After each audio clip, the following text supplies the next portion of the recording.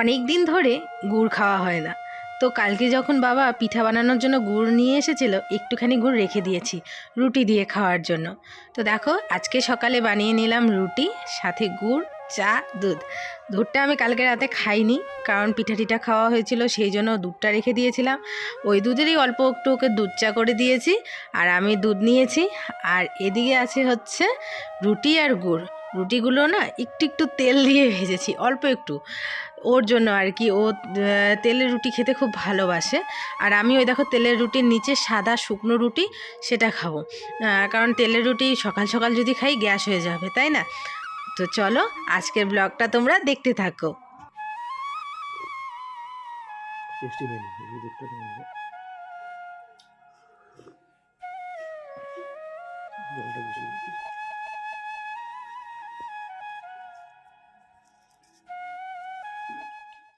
শুভ সকাল বন্ধুরা সবাইকে, আশা করছি সবাই খুব ভালো আছো, আমরাও খুব ভালো আছি। বন্ধুরা আজ হচ্ছে মঙ্গলবার, আর এখন বাজে সকাল প্রায় 9:30। আজকে ব্লগটা অনেকটা লেট করে শুরু করছি, প্লাস খাওয়া দাওয়া অনেকটা লেট। আজকে ঘুম থেকে উঠতে উঠতে লেট হয়ে গেছে। তারপরে অলিভারে অনেক বাসন ছিল, কারণ কালকের যে ঠান্ডা ছিল, কালকের বাসন প্লাস রাতে পিঠার বাসন, আজকের বাসন, সমস্ত কিছু মিলে অনেকগুলো বাসন হয়ে গেছিলো। বাসন টাসন ধুয়ে আর রুটি বানালাম। রুটি বানাতে একটু সময় লাগে, তো রুটি বানিয়ে যে দুজনে মিলে বসে পড়েছি এখন। রুটি গুড়, অনেক দিন পর গুড় খাচ্ছি, তাই না বলো? অনেক দিন পর। তো ওই যে পিঠা বানানোর জন্য গুড় নিয়ে এসেছিলো, ওই গুড়গুলোই। তো গুড়, ও খাচ্ছে চা, আমি খাচ্ছি দুধ। রুটি গুড়, ও খাচ্ছে চা, আমি খাচ্ছি দুধ। কথাটা কীরকম মিলে গেল। বাইরে আজকেও প্রচণ্ড কুয়াশা, সূর্যের দেখা নেই, মনে হচ্ছে না আজকেও সূর্য উঠবে। মানে সূর্য তো উঠে, মানে যে একটা রোদের তাপ, সেটা দেখা যাচ্ছে না। তো আজকেও এরকম কুয়াশাময় থাকবে, আসলে মাঘ মাস পড়ে গেছে তো সেই জন্য এরকমই। তো খাওয়া দাওয়া করে যাবে মামির বাড়ি, আর আমি করব রান্না। তো চলো আজকে ব্লগটা দেখতে থাকো, আশা করি ভালো লাগবে। মামির বাড়ি যাবো হচ্ছে আমার লাস্ট নিমন্ত্রণ। পাড়ার মানে আত্মীয় স্বজনের মধ্যে শেষ মুহূর্ত, মানে শেষ নিমন্ত্রণ পর্যন্ত একটা নিমন্ত্রণ একটাই বাকি আছে, সেটা হচ্ছে মামির বাড়ি। কিন্তু একটা কথা বলবো, আমার কিন্তু মামার বাড়িতে নিমন্ত্রণ করতে হয়। যাই হোক, আমাদের এটা জানা ছিল না। আত্মীয়র মধ্যে বলে সব থেকে বড় আত্মীয় মামা হয়। তো যাই হোক, আমার এটা জানা ছিল না, কিন্তু আমার যেহেতু মামা আছে, দাউদিদা নেই, একটাই মামা, তো অবশ্যই আমার প্রথমে যাওয়ার দরকার ছিল, কিন্তু অজান্তে এটা ভুল হয়েছে আমাদের। তো যাই হোক, আমি যাব। আর একটাই মামি, একটাই মামি, মানে গেলে আমাকে এত আদর করে, মানে কি বলবো। তো যাই হোক, যাবো অবশ্যই, আর ওরাও আসবে। মামিদের বাড়িটা এই পাশে, তো বলে কি আগে দিদিদের বাড়িটা করে আসি। এই সাইডটা শেষ করছি, এখন এই সাইডটা যাবো। চলো দেখতে থাকো। এখন মোটামুটি বাজতে চলছে প্রায় 12টা, 12:30 মতো। স্নান করে নিয়েছি গরম জল দিয়ে, আর জামা কাপড়গুলো ভাবছি যে এদিকে নাড়বো, পরে ভাবছি দেখো কুয়াশা, কত কুয়াশা পড়েছে, জামা কাপড়গুলো নেড়ে কোনো লাভ নেই, তো বারান্দায় রেখে দিলাম। তো বন্ধুরা ফিরে আসলাম অনেকক্ষণ পরে, এখন বসিয়ে দিয়েছি রান্না বলতে আজকে দুপুরে কি কি রান্না হবে সেই দিকে। তো দেখো এদিকে সব কিছু দিয়ে একটা নিরামিষ তরকারি করব, আর এখানে গাজর আর আলু কেটে রেখেছি, গাজর আলু ভাজা করব। তো চলো, আর এদিকে ভাত বসিয়ে দিয়েছি, যেহেতু দুপুরবেলা রান্না করছি এটুক দিয়ে হয়ে যাবে। তোমাদের দাদাভাইয়ের জন্য শুকনো মাছ ভেজে দেবো। পিঠা বানানোর পরে কড়াইটার অবস্থা দেখেছো? হালকা মেজে নিয়েছি, এমন না যে মাজিনি, কিন্তু ওই যে জোরে শক্তি দিয়ে হচ্ছে তোমার মাজা হয়নি, তো সেই জন্য মাজতে হবে ভাবছি। তো ভাবলাম যে রান্না করে তারপরে মাজবো। তো এদিকে কড়াইতে অল্প একটু তেল দিয়ে বসিয়ে দিলাম গাজর আর আলু ভাজা, আর ওইদিকে বসিয়ে দিয়েছি দেখো ভাত। তো গাজর আলু ভাজা করছি, আর মনে মনে ভাবছি যে গ্যাসটা যে কবে শেষ হয়। কারণ এর আগে একদিন কি হয়েছিল, গ্যাসটা ধপ করে নিভে গিয়েছিলো, তো আমি ভাবলাম গ্যাসটা বোধহয় শেষই হয়ে গেল। তারপরে না তোমাদের দাদাভাই কী করলো, গ্যাসের সিলিন্ডারটাকে ধরে একটু ঝাঁকাঝাঁকি করে আবার জ্বালালো, তো দেখো চলছে। তো তার মানে হচ্ছে শীতের জন্য হয়তো বা গ্যাসটা নিচে জমে ছিল, এরকমটা আমি শুনেছি যে গ্যাস নাকি নিচে জমে থাকে। তো যাই হোক, তো এদিকে গাজর আলু ভাজা বসিয়েছি, আর এদিকে দেখো সোনার মনা মানে ঘাসের জন্য আমাকে যেই দেখেছে একদম পাগল হয়ে গেছে, তো ওদেরও একটু ঘাস দিয়ে আসি। তো ঘাসের খুব সংকট, কোথাও ঘাস পাওয়া যায় না, বাবা অনেক কষ্টে কোথা থেকে জোগাড় করে ওদের জন্য ঘাস নিয়ে আসে।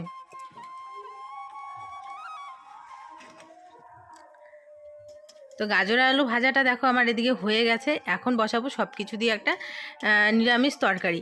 সব কিছু দিয়ে বলতে এখানে আমার কাছে ছিল আলু, তারপর হচ্ছে মূলো, এই সমস্ত কিছু ছিল, বেগুন টেগুন ছিল না। তো এগুলো দিয়েই করব। আর এবারের চালটা মানে কালকে চালের বস্তা নিয়ে এসেছে, তো একটু মোটা নিয়ে এসেছে। তো আমার কাছে কোনো ব্যাপার না, কিন্তু হতে একটু সময় লাগে। তো আমার কাছে কিন্তু মোটা চাল, সরু চাল, চিকন চাল কোনো ব্যাপার না, চাল হলেই হলো, লক্ষ্মী জিনিস। খেয়ে আমাদের পেট ভরা নিয়ে কথা, তাই না? কারণ মানে কি বলবো, পেট ভরলেই হলো।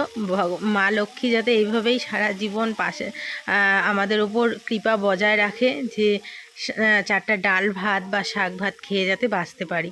শুধু আমি না, সবাই যাতে এরকমটাই হয়, সবাই যাতে খেয়ে পড়ে বাঁচতে পারে। তো শিম ছিল, এই শিমগুলো হচ্ছে দিদির বাড়ি থেকে নিয়ে আসছে, মানে আমার জ্যাঠতো দিদি, সেই জ্যাঠতো দিদির বাড়ি থেকে নিমন্ত্রণ করতে গিয়েছিল না, অনেক শিম দিয়ে দিয়েছে, এক ব্যাগের মতো। তো ওই যে জেঠিমা হচ্ছে দেখো শিমও দিয়েছে আমাদের, এক ব্যাগ শিম কি হারে আমরা খেতে পারে, তো আমাদের দিয়েছে, মাদের দিয়েছে। তো এই দেখো শিমগুলো দিয়ে, এগুলো শিমগুলো খুব ভাল লাগে আমার, ঠিক চ্যাপটা চ্যাপটা যে শিমগুলো না, ওগুলো খেতে ভাল লাগে না, এটা চিকন চিকন না, এটা খেয়ে মানে টেস্টি লাগে, আমার কাছে খুব ভাল লাগে। তো এই শিম ছিল, গাজর ছিল, একটু ফুলকপি ছিল, আলু ছিল, এই সমস্ত কিছু দিয়ে আমি আজকে একটা সবজির মতো করব। আর তোমাদের দাদাভাই রাস্তা থেকে আবার মাছও নিয়ে আসে। তো বন্ধুরা এখন বাজে প্রায় কয়টা, 3:30টার মতো। তো এখন তোমাদের দাদাভাই যাচ্ছে এই যে এগুলো নিয়ে, এই কীর্তন বাড়ি, যে কীর্তন বাড়িতে দিয়ে আসবে, এই পাশেই আমাদের বাড়ি থেকে, বেশি দূর না।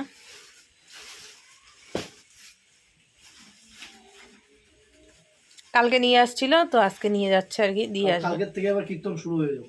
কালকে না, আজকের থেকে। হ্যাঁ, আজকে ভোরবেলার থেকে। হুম। তো এর জন্য আগে ভাগে দিয়ে আসি, ওদের যে কালকের থেকে লাগবে। কালকের থেকেই মনে করো আমাদের এখানে কীর্তন যে কদিন হয় প্রত্যেক দিনই প্রসাদ দেওয়া হয়। প্রসাদ মানে ওই যে খিচুড়ি না, প্রথম 2 দিন হচ্ছে ভাত, নিরামিষ প্রসাদ, ভাত হবে, ডাল হবে, ঘন্টা হবে, আবার ভাত কই দেখতো, প্রসাদ প্রসাদ। তারপরের দিন হবে খিচুড়ি প্রসাদ। তো এগুলো লাগবেই আর কি, এর জন্য আগেই দিয়েছি, কখন ব্যস্ত হয়ে যাবো আমার পরে। সাথে দুধের বোতল নিছে, দুধ নিয়ে আসবে। এই নিয়ে যাবা কীভাবে? সামনে নাও, সামনে। হ্যাঁ, এখন তুমি বসো।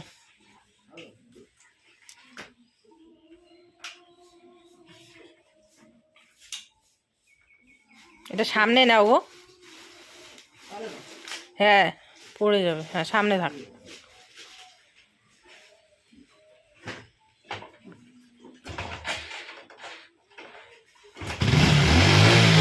স্ট্যান্ডটা উঠাও, স্ট্যান্ডটা উঠাও।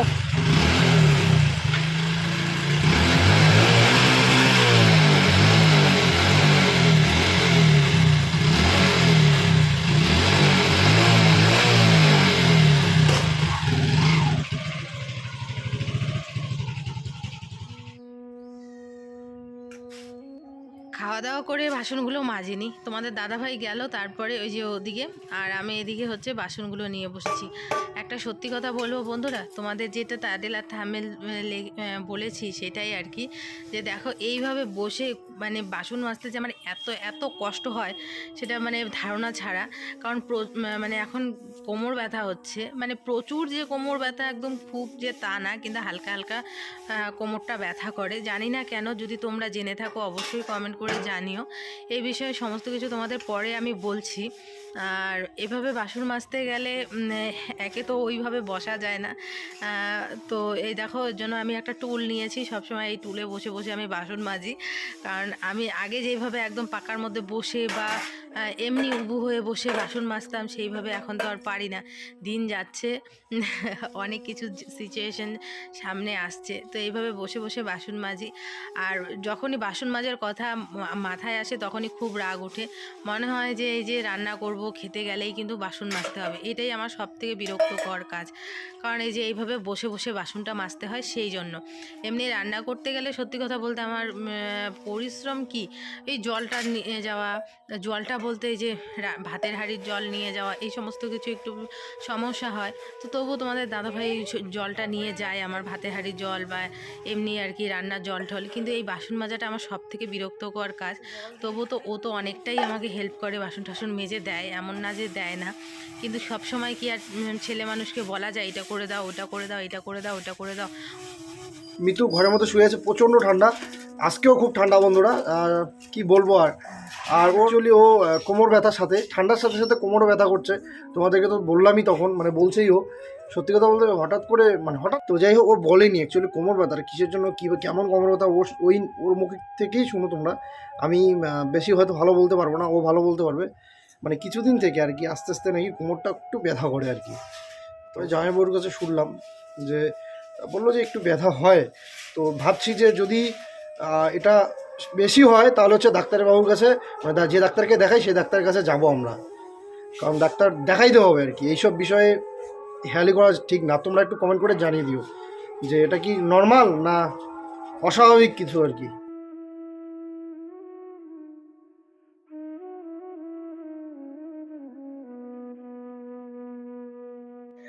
তো চাউমিনগুলো কি করেছে বলো তো, সেদ্ধটা অনেকটা বেশি হয়ে গেছে, তার জন্য চাউমিনগুলো একদম দলা দলা হয়ে গেছিলো। আর মানে কি বলো, মানে একদম বেশি সিদ্ধ হয়ে গেছিলো। তো এর আগের দিন যখন আমি করেছিলাম, তোমরা আমাকে কমেন্ট করে বলেছিলে যে মিতু চাউমিন যদি বেশি সিদ্ধ হয়ে যায় ঠান্ডা জলে দিবে, দেখবে চাউমিনগুলো একদম সুন্দর খুলে যায়। তো ওকে ওইভাবে বললাম যে ঠান্ডা জলে দাও, দেখো ঠিক হয়ে যাবে। প্রচুর গরম জলে দিয়েছিলাম আর দিয়ে জাল দিচ্ছিলাম, সেটা আমার তো জানা নেই যে বেশি সেদ্ধ করা যায় না। যদিও মিতু বলেছিল যে বেশি সেদ্ধ করতে নেই চাউমিন। তো যাই হোক, মাইকটা এখন বন্ধ হলো, এই একটুখানি তোমাদের সাথে এখন ভয়েস দিচ্ছি। তো চাউমিনটা জলে ধুয়ে নিয়ে আসলাম, ঠান্ডা জলে ধুলে নাকি আবার ঠিক হয়। তো একটুখানি বেঁচেছিল, ওই যে একদিন নিয়ে আসলাম না চাউমিন, যে একদিন বানিয়েছিল মিতু, তো আর একটু বেঁচেছিল। তো ওই যতটুকু ছিল অতটুকু দিয়ে আজকে একটু সন্ধ্যাবেলা হালকা পাতলা খাওয়া দাওয়া হয়ে যাবে। তুমি যাও, তুমি শুয়ে থাকো, তুমি এখানে শুয়ে করতেছি, আমি হেল্প করতে হবে না, থাক। যাও যাও যাও, এমনি কোমর ব্যথা করতেছে ওর, তো যাও তুমি, আমি বানিয়ে দিচ্ছি।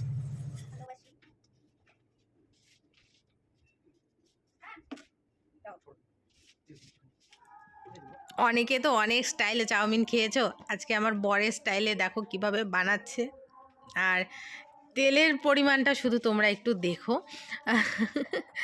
আমি জানি অনেকে বলবে যে দাদাভাই এত কিপটা না, আসলে ও কি বলো তো, অনেকেই তোমরা কমেন্ট করেও বলো যে তানিশ খুব কিপটা।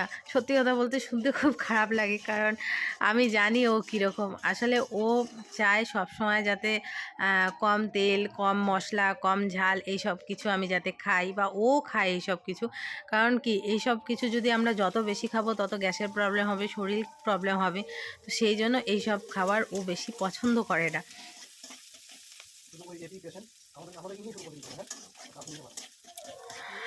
আর ওর ঘাটানো স্টাইলটা দেখেছো, একদম মানে অন্য রকম, মানে পুরো কড়াইটা নিয়ে, আর কড়াইটা একটু একটু মেজেও নিয়ে আসছে বেচারা। আর একটা কথা বন্ধুরা, হয়তো বা আমার ব্যাকগ্রাউন্ড আমি যখন ভয়েস দিব তখন হয়তো তোমরা একটু কীর্তনের আওয়াজ শুনবে, কারণ আমাদের পাশেই হচ্ছে কীর্তন হচ্ছে। তোমাদের দাদাভাই ওই যে যেখানে থালা গ্লাস বাটি দিয়েছে আর কি কীর্তনে, ওখানেই আর কি কীর্তন হচ্ছে। তো সেই জন্য 3টা দিন তোমাদের একটু কীর্তনের আওয়াজ শুনবে আর কি। তো আমি জানি তোমরা ম্যানেজ করে নেবে, কোনো ব্যাপার না, তাই না বলো? হালকা হালকা একটু কীর্তনের আওয়াজ শুনবে। তো যাই হোক, তারপরে দেখো ওই যে চাউমিনগুলো দিয়ে দিল, তো চাউমিনগুলো লেগে যাচ্ছে। তার কারণটা আমি জানি না, ঠিক হয়তো বা তেলের জন্য, না হলে কি বলো তো, কারণ চাউমিন যারা করে ওরা না একটা কেমন জানি তাওয়া, কালো কালো তাওয়াটা, ওই তাওয়ার মধ্যে করে, ওটাতে আবার লাগে না, তো ওর জন্য নাকি সেটা তোমরা কমেন্ট করে আমাকে জানিও। তো তারপরে দেখো ওখানে লবণ আর হলুদ দিল, আরও কি সয়া সস, চিলি সস এই সমস্ত কিছু দিল, দিয়ে টমেটো সস আমাদের নেই, যদি থাকে তাহলে তো দিতাম। তারপরে এই যে সসগুলো দিচ্ছে, দিয়ে ভালো করে নাড়াচাড়া করে নামাবে। আর চাউমিনগুলো তো হয় লম্বা লম্বা, কিন্তু ওর ঘাটানো স্টাইল পুরো চাউমিন একদম গলিয়ে দিয়েছে। এরকমই করে, শুধু চাউমিন যে তা না, যখন ও মনে করো ইসে করে, মানে কোনো চিকেন রান্না করলো বা মাছ তো কোনোদিনও উল্টাতে পারে না, তাহলে একদম এমন জোরে জোরে ঘাটাবে মানে একদম পুরো কী বলো সেদ্ধ বানিয়ে দেয়। তো যাই হোক, মোটামুটি বানিয়ে দিচ্ছে, খিদে পেয়েছে ও যে বানিয়ে দিচ্ছে, এটাই কতজনের ভাগ্যে জোটে বলো। তো নিজেকে নিজে সত্যি অনেক সময় না চোখে জল চলে আসে। ও যেভাবে কেয়ার করে, যেভাবে ভালোবাসে, ভালোবাসা কি, ও যেভাবে আমার কষ্টটা বোঝে যে বেচারির কেউ নেই, আমিও যদি ওর পাশে না থাকি তাহলে মানে কি বলবো, কেউ নেই বলতে আবার তোমরা অন্য কিছু ভেবে না, বাপের বাড়ির কথা বলছি আবার। তোমরা আবার আমি একটা কিছু বলেই তোমরা আবার অন্য কিছু ভেবে নাও যে কেউ নেই কেন, তোমার তো শ্বশুর শাশুড়ি আছে। আমি বাপের বাড়ির কথা বলছি, বাপের বাড়ির কেউ নেই, ঠিক আছে? এই সময় তো প্রত্যেকটা মেয়েই চায় যে তার বাপের বাড়ির সবাই পাশে থাকুক, বাবা মা মামা মামি সবাই পাশে থাকুক, এই জিনিসটাই তো প্রত্যেকটা মেয়ে চায়, তাই না? সেই জিনিসটার কথাই বলছি। তো বানিয়ে ঠানিয়ে মাকে দিল, বাবাকে দিল, আর হচ্ছে আমার জন্য নিয়ে আসলো। তো চলো খেয়ে বলছি কেমন হয়েছে। চাউমিন বানিয়ে দিল। তো কি অবস্থা করেছে, মানে কড়াইটা এত শব্দ করছে, এরকম এরকম ডিং ডিং ডিং ডিং করে, মানে কড়াইটা বোধহয় বাড়ি দিয়ে বোধহয় ভেঙেই দেবে। আমি বলতেছি কি এত শব্দ করছে, মানে যুদ্ধ করছে আর কি। তো তবুও দেখো একদম লাগা লাগা হয়ে গেছে, তো কোনো ব্যাপার না। চলো খেয়ে আমি বলছি কেমন হয়েছে। তেল তো বোধহয় দেয়নি। তেল দিছো গো? তেল দিছো? না, বেশি দেয়নি। এটা ভিডিও এডিট করার সময় দেখা যাবে তেল কতটুকু দিয়েছে। তো দেখো মানে চাউমিন